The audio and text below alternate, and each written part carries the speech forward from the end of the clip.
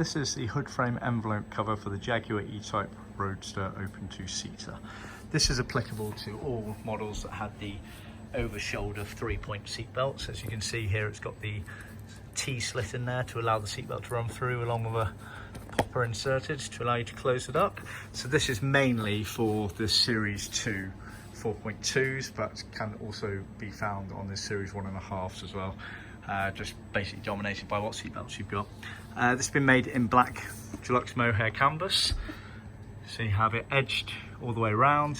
You have these two retaining straps here which go onto the rear bulkhead in the car. So obviously the other T-slits here for the seat belt. You then have the French seam going across the back here that gives it the shape and distinction it needs to for the hood frame to sit underneath it. This has been made with black backing for the mohair. We can also offer beige. And as you can see, we also include the metal clamp fixings that go on the B-post there, covered in leather as original. And then these ones here that clip underneath at the back rear deck area of the car.